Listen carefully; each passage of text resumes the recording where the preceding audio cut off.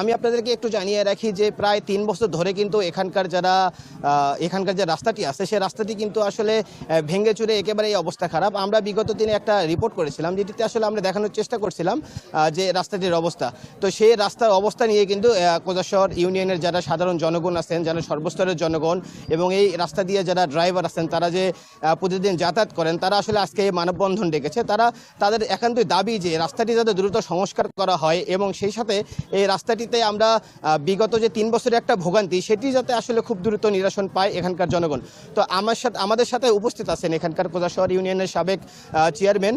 আমরা একটু তার কাছে জানার চেষ্টা করব যে আসলে আপনারা এখানে কি জন্য আসছেন এবং আপনাদের আসলে আপনারা কি জানাতে চান গোবিন্দগঞ্জ উপজেলা প্রশাসনকে আপনাদের এই মানববন্ধনের মাধ্যমে।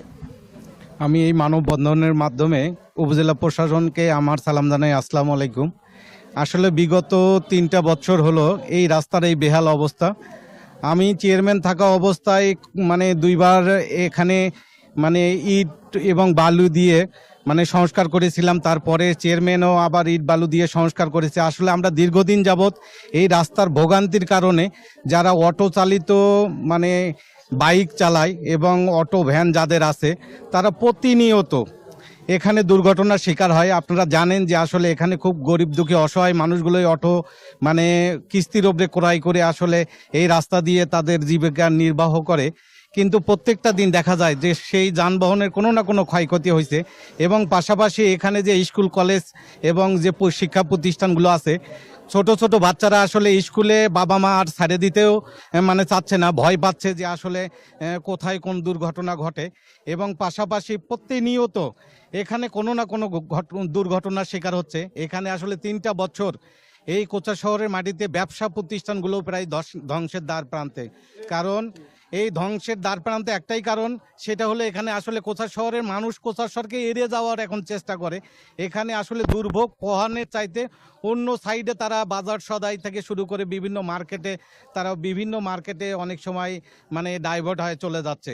তাই আমি এই প্রশাসনের কাছে দৃষ্টি আকর্ষণ করব, এখানে ব্যবসা প্রতিষ্ঠান, শিক্ষা প্রতিষ্ঠান এবং এই মানে অসহায় আমাদের দাবি মানতে হবে, আমাদের দাবি মানতে হবে, রাস্তার সংস্কার করতে হবে, রাস্তার সংস্কার করতে হবে, আমাদের দাবি মানতে হবে। বিভিন্ন অসহায় গরিব দুঃখী মানুষ যারা বিভিন্ন যানবাহনের মাধ্যমে জীবিকা নির্বাহ করে এবং তাদের সুবিধার্থে, জনগণের সুবিধার্থে, স্কুল কলেজের সুবিধার্থে, ব্যবসা প্রতিষ্ঠানের সুবিধার্থে আমার করজোর অনুরোধ থাকবে যত দ্রুত গতিতে সম্ভব। আমরা জানি যে এই রাস্তার টেন্ডার হয়েছে, এখানে আজ থেকে 2 মাস আগে যে ঠিকাদার ছিল ইনি মানে একটু রাস্তায় শুধু মানে বালিগুলো ফেলে দিয়ে এবং মানে উঁচু নিচু জায়গাগুলো সমান করে সে আবার চলে যায়। এবং বৃষ্টির কারণে এখানে আসলে সাগাটা, ফুলছড়ি, সোনাতলা, শালমারা, মহিমাগঞ্জ এবং লক্ষ লক্ষ মানুষের লক্ষ লক্ষ যানবাহন এই রাস্তা দিয়ে চলে। আসলে সেই মানুষগুলো আসলে প্রতিনিয়ত আসলে দুর্ঘটনার শিকার হচ্ছে এবং ভোগান্তির শিকার হচ্ছে এবং এই রাস্তাটুকু পার হতে আসলে 1 ঘন্টা সময় যায়। এটা আসলে খুব দুঃখজনক।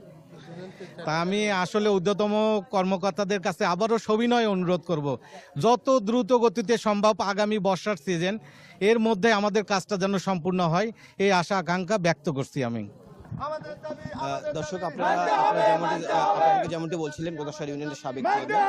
তো আমি আপনাদেরকে একটু আবার জানিয়ে রাখি যে এই প্রধান সড়কটি দিয়ে কিন্তু রংপুর চিনিকল, প্রধান অ্যাগ্রোভোট ইন্ডাস্ট্রিজ এবং কোজাশহরের যে শিল্পনগর এলাকার যে গাড়িগুলো আছেন সেগুলো কিন্তু আসলে প্রতিনিয়ত চলাচল করে। তো আমি যদি আরেকটু জানার চেষ্টা করি যে এখানকার শিক্ষার্থীদের যে ভোগান্তিগুলো যেগুলো আছে, যারা এবার এসএসসি পরীক্ষা দিচ্ছে, তারা কিন্তু আসলে সঠিক সময়ে তাদের কেন্দ্রে পৌঁছাতে পারছে না, তাদের অ্যাডমিট কার্ড ভিজে যাচ্ছে গাড়ি থেকে পড়ে। তো আমি একটু জানানোর চেষ্টা করি এবং আমরা চেষ্টা করি